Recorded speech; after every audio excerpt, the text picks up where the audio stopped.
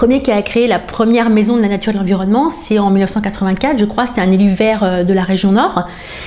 Et le principe, c'est d'avoir un lieu de ressources en fait, où la population peut venir s'informer, peut venir chercher en fait des informations sur des animations autour de la nature et de l'environnement.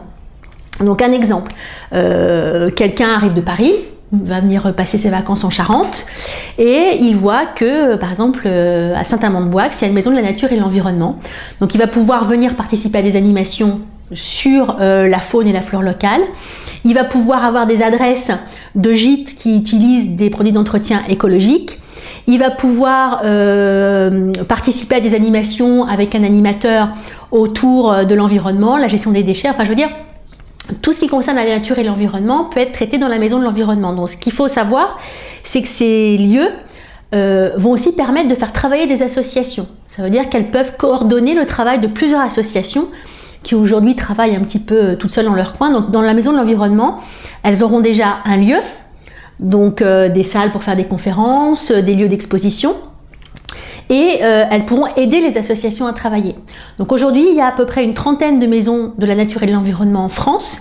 Il y en a 90 qui sont gérées par des associations et 10 qui sont gérées par les conseils généraux. Donc l'objectif pour nous écologistes, c'est qu'il y ait au moins 5 maisons de la nature et de l'environnement en Charente et qu'elles soient gérées par le conseil général. Donc je pense que c'est une bonne façon de sensibiliser et d'animer, de dynamiser un réseau autour de la nature et de l'environnement. Deuxième chose qui me paraît importante de faire en tant que conseil général, qu'on peut faire tout de suite, qu'on peut faire demain, c'est d'aider les associations qui déjà travaillent en faveur de la protection de l'environnement.